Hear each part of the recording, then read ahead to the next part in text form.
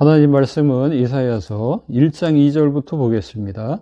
하늘이여 들으라, 땅이여 귀를 기울이라. 여호와께서 말씀하시기를 내가 자식을 양육하였거늘 그들이 나를 거역하였도다. 소는 그 임자를 알고 나귀는 그 주인의 구유를 알건만은 이스라엘은 알지 못하고 나의 백성은 깨닫지 못하는도다 하셨도다. 슬프다 범죄한 나라여, 허물진 백성이여, 행악의 종자여, 행위가 부패한 자식이로다. 그들이 여호와를 버리며 이스라엘의 거룩하신 이를 마누리 여겨 멀리하고 물러갔도다.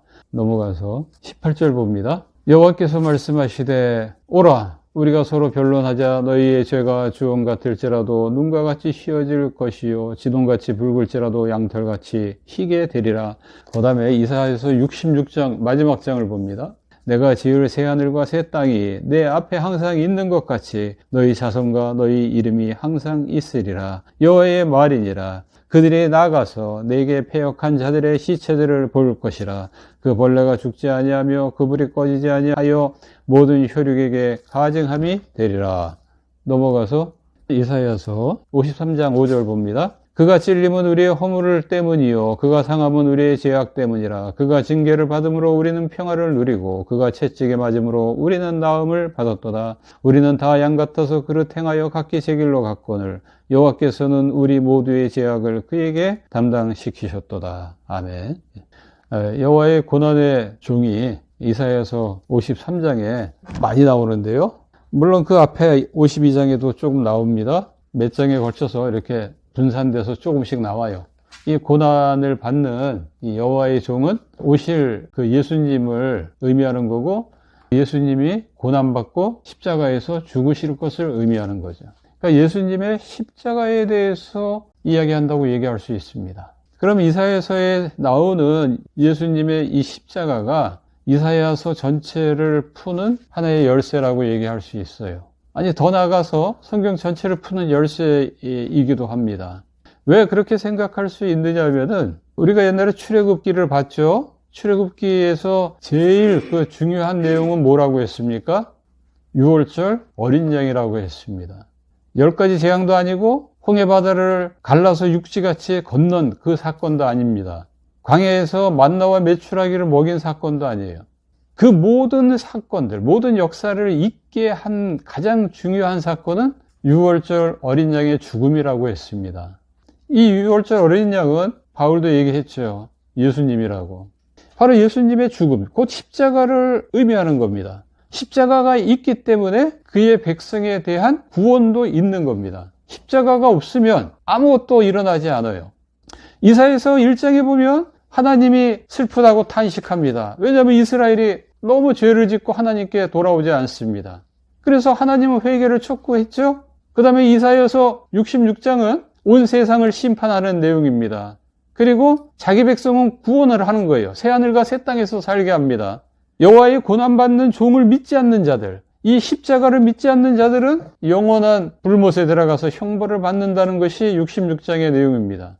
십자가가 없으면은 하나님이 슬퍼할 이유가 없습니다. 하나님이 우리한테 회개를 촉구할 이유가 없어요. 십자가가 없으면 그냥 다 지옥 불못으로 들어가는 것으로 끝나는 겁니다. 그게 역사예요. 선악과를 따먹으면 반드시 죽는다고 했습니다. 십자가가 없으면 그냥 죽는 거로 끝나는 겁니다. 십자가가 있었기 때문에 회개할 기회를 주셨던 것이고, 죽지 않고 영원한 천국에서 살 수 있게 해주신 겁니다. 십자가가 있기 때문에 새하늘과 새 땅도 있는 거예요. 십자가는 이 모든 세상 역사에, 내 개인 역사의 중심에 서 있어요. 그것을 얘기하는 것이 고린도전서 1장에 나옵니다. 고린도전서 1장 18절을 읽겠습니다. 십자가의 도가 멸망하는 자들에게는 미련한 것이요 구원을 받는 우리에게는 하나님의 능력이라. 십자가의 도가 길도자 아닙니까? 그러니까 십자가의 도는 십자가의 길이다. 또는 십자가의 정신, 십자가의 사상, 십자가의 뜻, 도리, 뭐 이렇게도 얘기할 수 있겠죠. 이 십자가의 도를 믿는 우리들에게는 하나님의 능력이 됩니다. 내 개인의 삶에 하나님의 능력이 안 나타나고 있습니까? 그러면 십자가의 도가 내 삶 속에서 지워져 있는 것입니다. 우리 한국교회가 하나님의 능력이 강하게 역사하지 않고 있습니까? 이 십자가의 도를 버렸기 때문에 그렇습니다. 십자가의 도를 가르치지 않기 때문에 그렇습니다. 십자가의 도를 아는 자, 그의 삶 속에 하나님의 능력은 강력하게 나타납니다. 그게 우리의 능력이 되기 때문에 그렇습니다.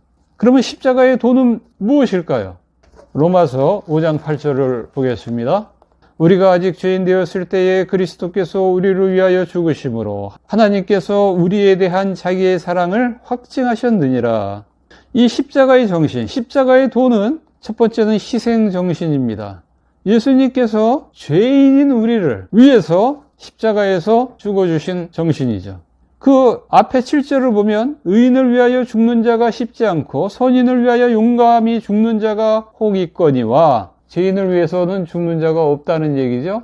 그러나 예수님께서는 죄인을 위해서 죽어주셨습니다. 십자가는 의인을 위해서 죽어주신 것이 아니에요. 십자가는 죄인들을 위해서 죽어주신 겁니다. 죄인들을 위한 희생 정신, 그게 십자가의 사상입니다. 그게 십자가의 도예요. 두 번째는 사랑의 정신입니다. 왜 죄인인 나를 위해서 죽어주셨을까요? 나를 사랑하기 때문에 그렇습니다. 그래서 십자가의 도는 사랑의 정신입니다. 십자가의 사상은 첫째, 죄인들을 위한 희생 정신이요. 두 번째, 사랑의 정신입니다. 희생과 사랑이 없기 때문에 한국교회가 힘을 잃은 거예요. 희생과 사랑이 내 삶 속에서 없기 때문에 내게 하나님의 능력이 나타나지 않고 있는 겁니다. 내가 하나님을 위해서 이 십자가의 도, 이 십자가의 정신을 믿음으로 받아들이고 기꺼이 내 삶 속에서 행한다면 하나님의 능력이 나타날 수밖에 없어요. 이 성경에서 십자가를 빼면 남아있는 게 없어요. 성경은 아무 의미 없는 책이 됩니다. 예수님의 십자가는 정말 중요합니다. 구약에서도 예수님의 십자가가 나타났죠.